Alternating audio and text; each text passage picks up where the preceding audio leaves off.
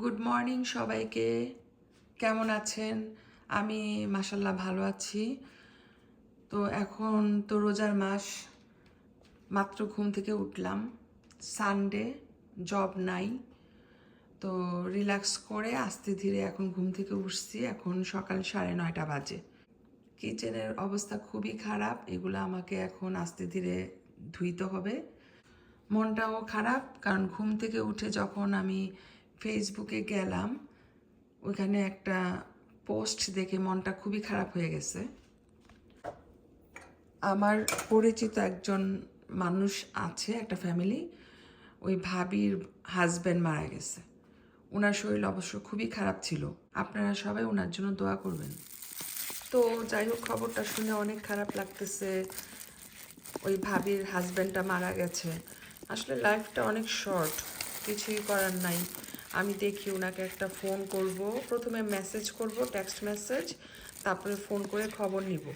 তো এখন আমি যেটা করব, আগে চুলটা একটু কালার করব, কারণ এটা আমি মাঝে মধ্যে করি, খুব একটা বেশি না, ধরেন কয়েক মাস পর পর হেয়ার ডাই করি।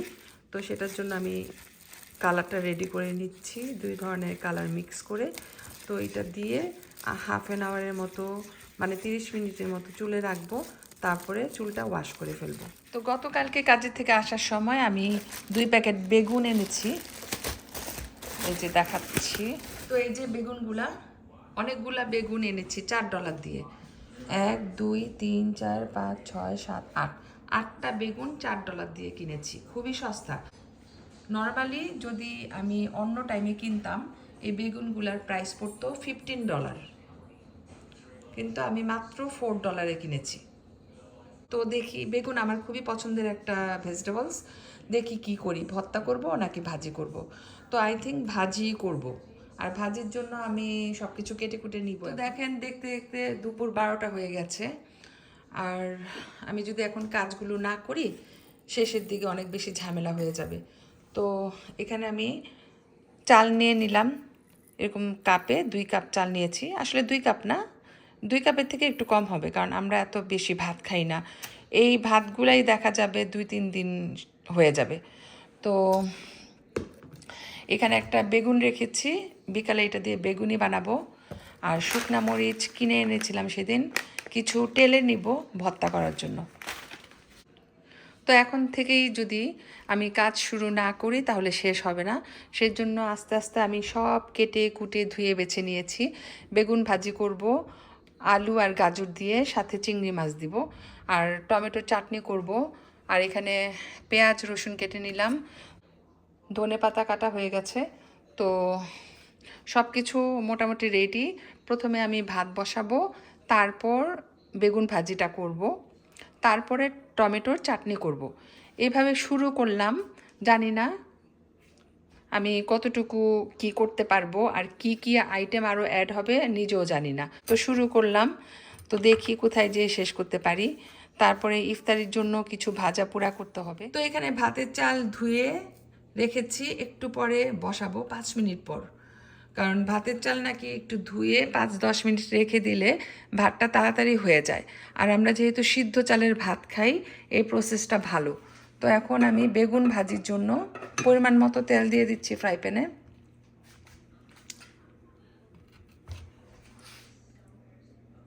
এখানে পেঁয়াজ আর রসুন দিয়ে দিচ্ছি।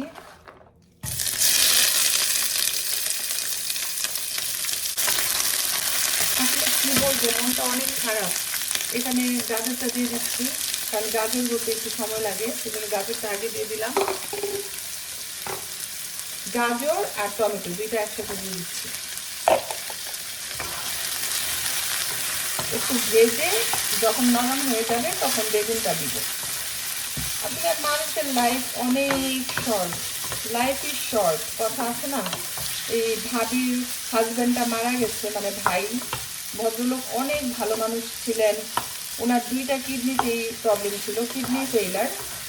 তো যেহেতু এটা উন্নত দেশ, এই দেশের চিকিৎসা ভালো, এই জন্য অনেক অনেক বছর উনি সার্ভাইভ করছে।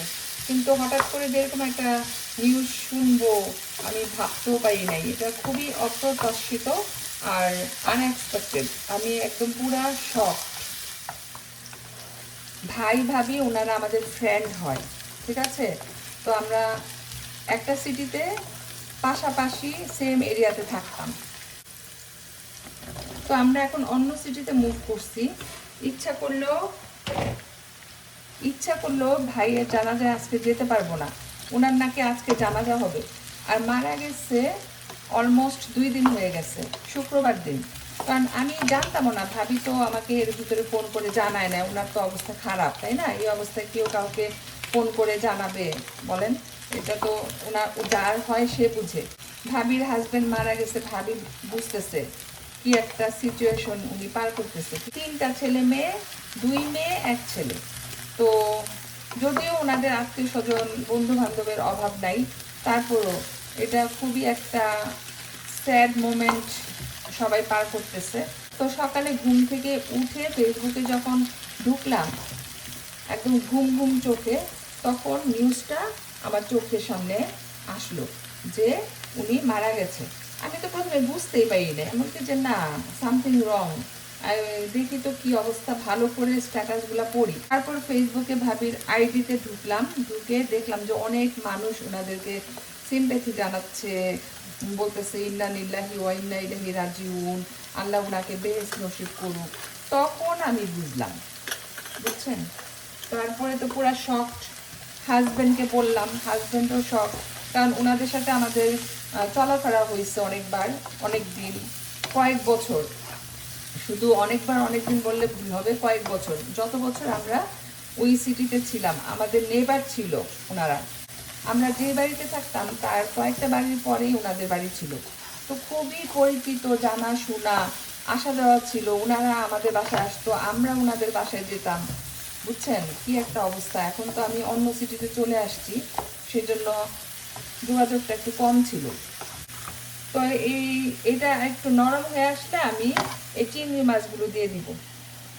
এখানে গুঁড়া চিংড়ি আর কয়েক টুকরা বড় চিংড়ি নিয়েছি। গুঁড়া চিংড়িটা ফ্রিজে ছিল অনেক দিন যাবত, তো ভাবলাম যে এখন ইউজ করে ফেলি বেগুন ভাজি। মানসিকভাবে এত বেশি খারাপ অবস্থায় আছি, কোনো কিছুই ভালো লাগতেছে না, কেমন যেন একটু এলোমেলো লাগতেছে। তো যাই হোক, আপনারা সবাই প্লিজ ভাইটার জন্য একটু দোয়া করবেন।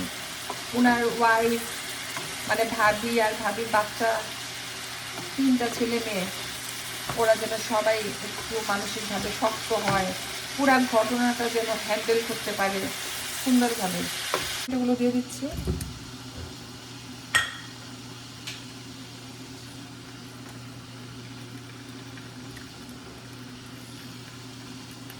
সাথে কিছু এই যে রসুন দিয়ে দিচ্ছি, দিয়ে দিচ্ছি, কাঁচামরিচ দিচ্ছি, আবার শুকনা মরিচ তেলে এটার সাথে অ্যাড করবো। তো ঝাল ঝাল করে করবো টমেটোর চাটনিটা। কতগুলা পেঁয়াজও দিয়ে দিচ্ছি, সব একসাথে ভালো করে তেলে নিব, সামান্য একটু তেল দিয়ে। গুঁড়া চিংড়ি আর একটু বড় বড় চিংড়ি কয়েকটা দিয়ে দিচ্ছি, এগুলো দিয়ে দিই। পাশাপাশি আমি ধনে পাতাগুলোও দিয়ে দিচ্ছি, কারণ রোজাতে এক এক সময় এক এক ধরনের রান্না করা হয়েছে। তো অনেক সময় দেখা গেছে অনেক খাবারই মিসিং। বেগুন ভাজি করি নাই, বেগুনই করেছি বেশিরভাগ টাইমে। তো আজকে ভাবলাম যে একটু ভাত খাবো, তো ভাতের সাথে বেগুন ভাজিটা ভালো লাগবে। চিংড়ি মাছ, আলু আর গাজর দিয়ে করছি। পেঁয়াজ, কাঁচামরিচ, রসুন দিয়ে টমেটোর পেস্টটা করে নিচ্ছি, কারণ টমেটোর চাটনি বানাবো। ঝাল একটা শুকনো মরিচ আমি কয়েকটা নিয়ে নিয়েছি ফ্রাই প্যানে, এটাকে তেলে তারপরে আমি টমেটোর চাটনি করব। কয়েকটা শুকনো মরিচ এই যে বেগুন ভাজিটা হয়ে গেলে উপরে দিয়ে দিব। অল্প একটু বেসন বাকি আছে, এতটুকু বেসনে হবে কিনা জানি না, না হলে আরেক প্যাকেট কিনে আনবো। আর এখানে একটা বেগুন রেখেছি, বেগুনি করব, পেঁয়াজু করব। সো এগুলো বিকালে করব আস্তে আস্তে। তো এই যে রান্না বান্না চলতেছে, একটু পুরা পুরা করব, সেই জন্য এখনো চুলা বন্ধ করি নাই।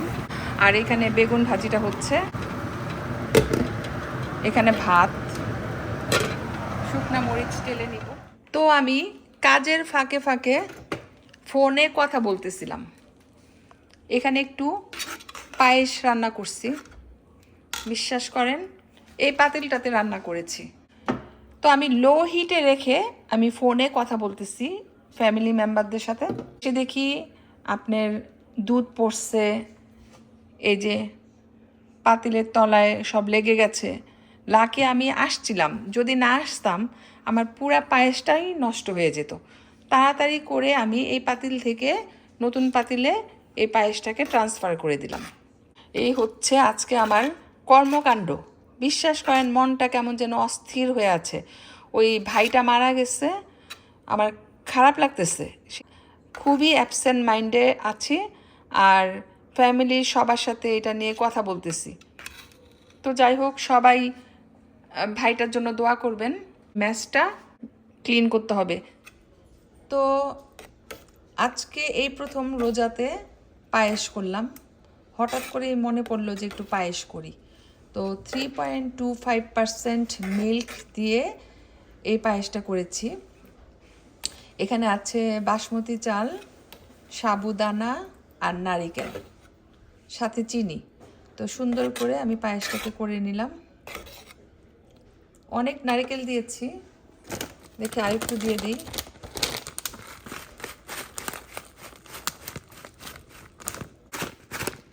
তো এই পায়েসটা হয়ে গেছে। এখন আমি জাস্ট লো হিটে একটু নেড়ে চেড়ে নিচ্ছি। তো পায়েসটাকে আমি পাতিল থেকে একটা বড় বাটিতে ঢেলে নিলাম। এখনও গরম আছে, হালকা হালকা গরম। ঠান্ডা হলে তারপরে আমি এটা ফ্রিজে রেখে দিব। তো ইফতারির আগে আগে আমি এখন বেগুনিগুলো ভেজে নিচ্ছি। আর এখানে বুট বানানো হয়ে গিয়েছে, বুটটাকে আমি একটা প্লেটে নিয়ে নিব। আর তারপরে লেবু শরবত করব, খেজুর বের করতে হবে। তো টুকটাক অনেক কাজই থাকবে, সেই জন্য ভাজা পোড়াগুলো এখন করে ফেলছি। তো একটু পেঁয়াজও ভাজবো, বেগুনি ভাজা হয়ে গিয়েছে। তো আমি এখান থেকে কয়েকটা শুকনা মরিচ নিয়ে নিলাম। শুকনা মরিচ দিয়ে পেঁয়াজটা ভাজবো। সাধারণত আমি কাঁচা মরিচ দিই, আজকে শুকনা মরিচ দিচ্ছি। তো এই যে পেঁয়াজগুলো হয়ে যাচ্ছে, কিছু বানাইছি আর কিছু আছে বানানোর বাকি। তো পেঁয়াজ হয়ে গেলে আমার কাজ শেষ, রান্না বান্নার কাজ শেষ। আসলে ইফতারিতে খেতে যেমন মজা তেমন কষ্টও আছে, কারণ সব কিছু তো বানায় নিতে হয়। বাংলাদেশে কেউ চাইলে কিনে আনতে পারে, ইফতারির অভাব নাই দোকানে। কিন্তু এইসব দেশে তো দোকান থেকে কিনতে পাওয়া যায় না, আর পাওয়া গেলেও সবখানে পাওয়া যায় না, নির্দিষ্ট কিছু জায়গা ছাড়া। তো ওইসব জায়গা আবার দূরে হয়, দূর দূরান্ত যাওয়াও সম্ভব না। সেই জন্য সবাই নিজের হাতে ইফতারি বানায়, কষ্ট হলেও বানায়, কি করবে। আমাদের ইফতারির আর বেশি সময় বাকি নাই। আজকে আমরা 26 রোজার ইফতারি করব। কি কি আয়োজন করলাম আপনাদের সাথে একটু শেয়ার করি। তো এখানে আছে জিঞ্জার এলে, লেমনেড, মুড়ি, খেজুর, তারপরে এটা হচ্ছে টমেটো চাটনি, চিকেন ফ্রাই, বুট ভাজি, বেগুনি, পেঁয়াজু, এটা হচ্ছে স্পেশাল বেগুন ভাজি। আর এটা হচ্ছে আরেকটা স্পেশাল ডিজার্ট, পায়েস। পায়েসটা কেমন হয়েছে জানাবেন। ইনশাল্লাহ ফ্যামিলির সবার সাথে বসে ইফতারি করব, খুব ভালো লাগছে। আগামীকাল 27 রোজা। তো আমরা আজকে রাত্রে কদরের নামাজ পড়ব। তো কদরের নামাজে আসেন, আমরা সবাই সবার জন্য দোয়া করি, সবাই যেন ভালো থাকতে পারি, সুস্থ থাকতে পারি। এই ছিল আজকে আমার 26 রোজার ইফতারির আয়োজন। কেমন হয়েছে জানাবেন। কফি ছাড়া তো আমাদের চলেই না, ইফতারির পর ইনশাল্লাহ কফিটা এনজয় করব। তো সবাই ভালো থাকবেন, আমাদের জন্য দোয়া করবেন। আল্লাহ হাফেজ।